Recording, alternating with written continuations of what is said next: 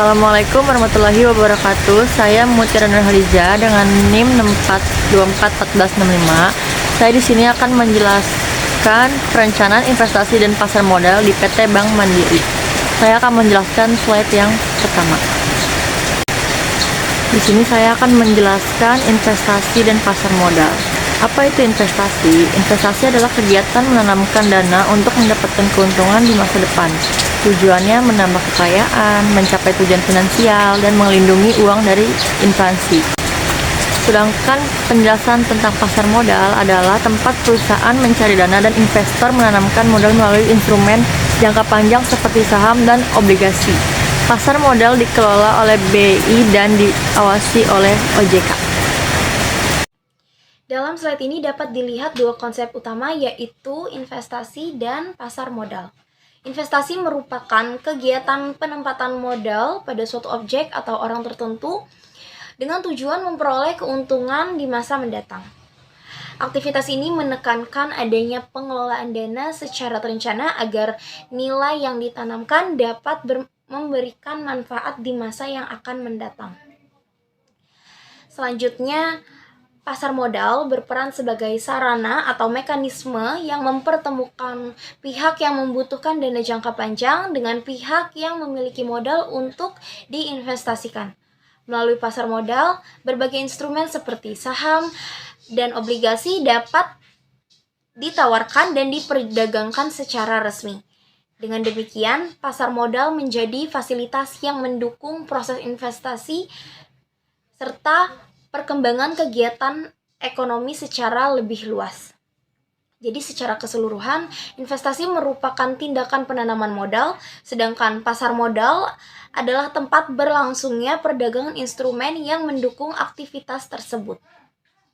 Selanjutnya di sini saya akan membahas pentingnya perencanaan investasi dan tujuan dari pasar modal. Pada bagian ini kita membahas mengapa perencanaan investasi menjadi hal yang sangat penting.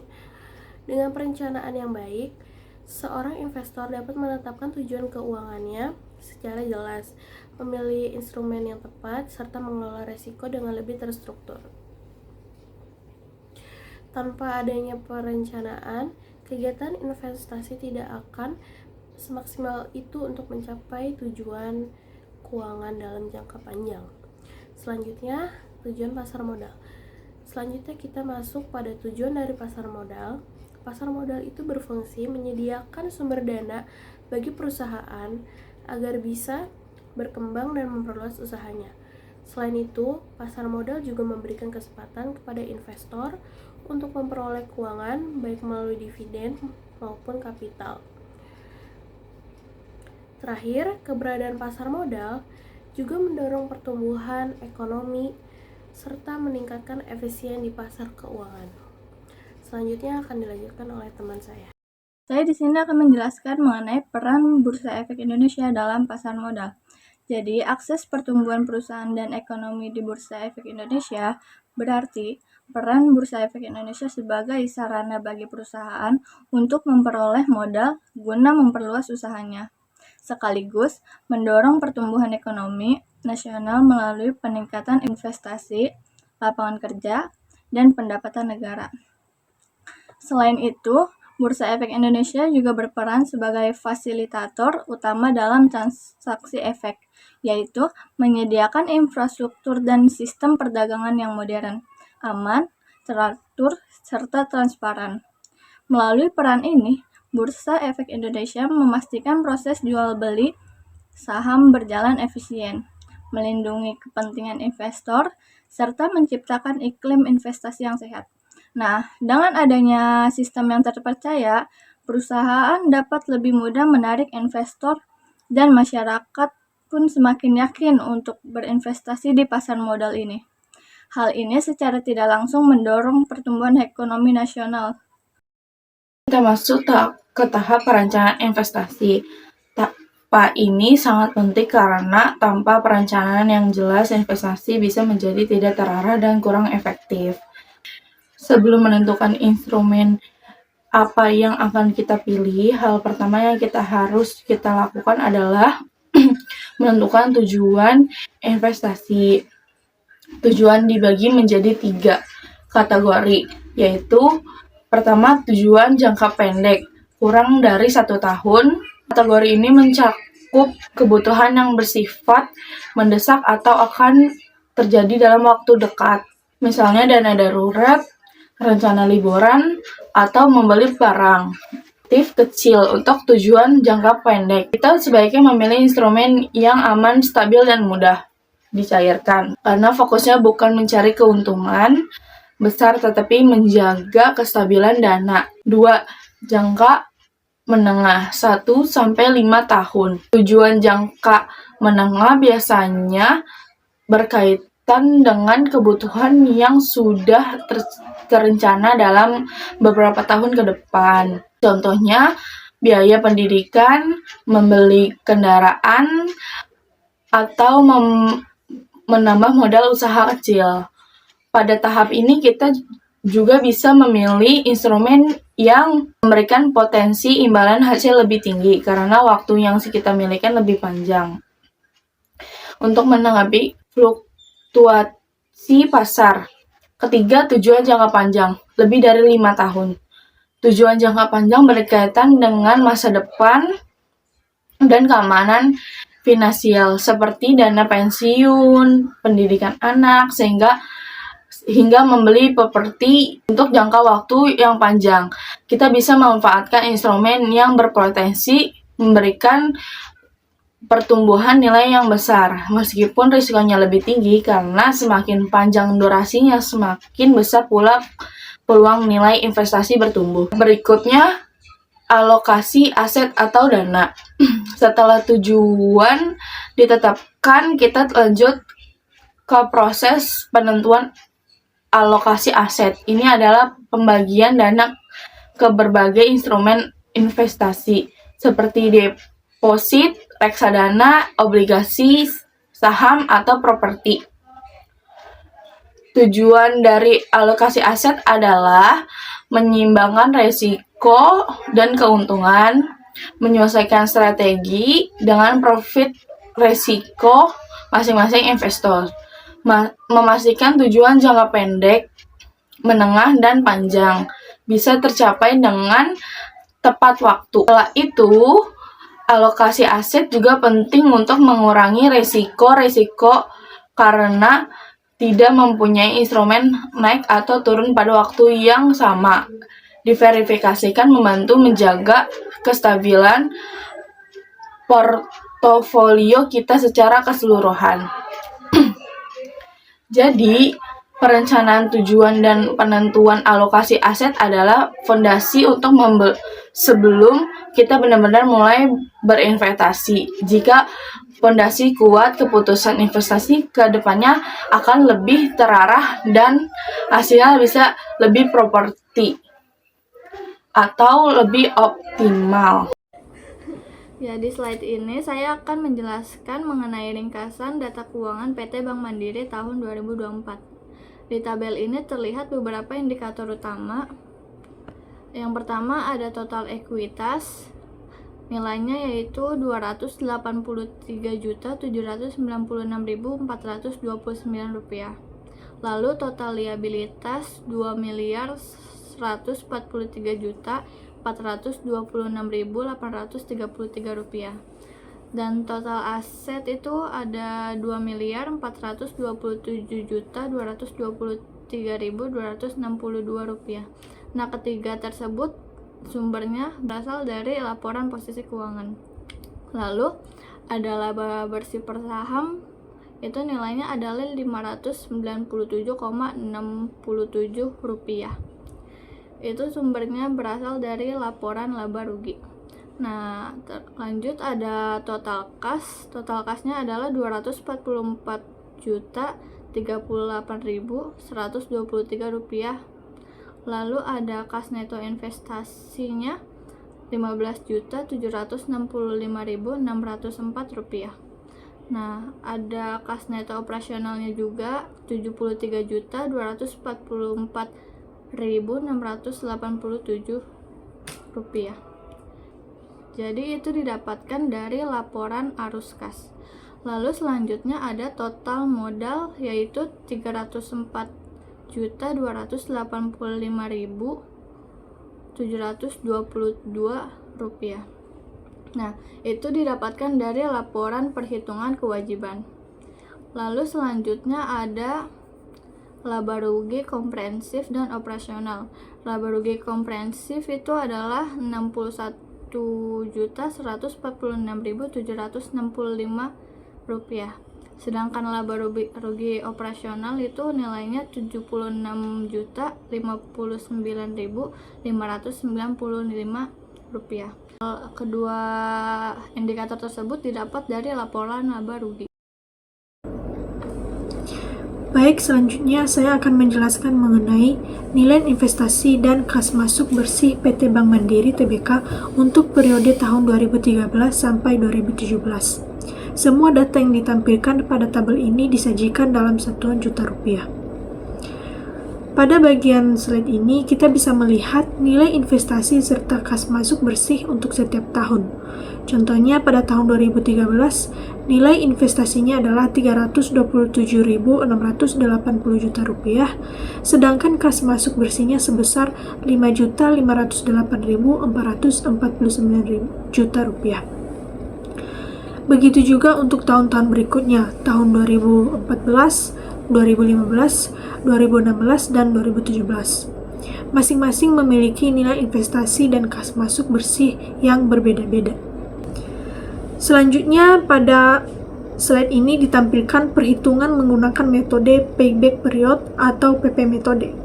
Ini digunakan untuk mengetahui seberapa cepat sebuah investasi dapat kembali atau balik modal. Nah, rumus yang digunakan adalah nilai investasi dibagi dengan kas masuk bersih per tahun. Sebagai contohnya, di slide ini ditunjukkan perhitungan payback period untuk tahun 2013. Nilai investasinya sebesar Rp327.680 juta rupiah, dan ketika dibagi dengan kas masuk bersih tahunannya, hasilnya adalah sekitar 0,059 tahun, atau jika dibulatkan, hasilnya menjadi 0,06 tahun. Jadi, melalui tabel dan perhitungan ini, kita dapat memahami bahwa PT Bank Mandiri memiliki kemampuan pengembalian investasi yang sangat cepat berdasarkan data kas masuk bersihnya. Sekian. Oke, selanjutnya di sini ada tabel metode PI atau Profitabilitas Index. Nah, di sini dalam tabelnya semua datanya disajikan dalam jutaan rupiah. Misalnya pada tahun 2013, total PV kas bersih Rp3.159.566 juta rupiah. Total investasinya Rp1.546.381 juta rupiah. Begitu juga untuk tahun 2014, total PV kas bersihnya Rp6.525.974 juta rupiah. Total investasinya Rp12.561.665 juta rupiah. Begitu juga untuk tahun-tahun berikutnya pada tahun 2015, 2016, dan 2017. Profitabilitas indeks sama dengan total PV kas bersih dibagi total investasi. Profitabilitas indeks 2013 sama dengan 3.159.566 dari total PV kas bersih dibagi 1.546.381 dari total investasi sama dengan 2,043. Jadi pada metode ini perhitungan dilakukan dengan cara membandingkan total present value PV kas bersih yang diterima selama periode investasi dengan jumlah total investasi yang dikeluarkan di awal. Langkah ini bertujuan untuk melihat seberapa besar manfaat finansial yang dapat diperoleh perusahaan dari setiap rupiah yang ditanamkan. Berdasarkan data yang tersedia, total PV kas bersih adalah sebesar 3.159.566, sedangkan total investasi yang dibutuhkan sebesar 1.546.381. Ketika kedua angka ini dibagi, diperoleh nilai portabilitas indeks sebesar 2,043. Nilai ini mengidentifikasikan bahwa setiap Rp1 yang diinvestasikan mampu menghasilkan manfaat lebih dari 2 kali lipat karena nilai PI atau profitabilitas indeks berada di atas angka 1. Hal ini menandakan bahwa proyek ini tidak hanya layak secara finansial, tetapi juga memberikan potensi keuntungan yang cukup besar bagi perusahaan sehingga layak untuk dipertimbangkan dan dijalankan. PV net present value Natal PV aliran kas bersih dikurang total investasi 570, 650, 304,77 dikurang 56.304, 152 sama dengan 514.346, 152,77. Baik, di sini saya akan menjelaskan nilai investasi dan kas masuk PT Bank Mandiri Tbk. Pada tahun 2013, nilai investasi sebesar Rp327.680 juta dan kas masuk bersih sebesar Rp5.508.449 juta.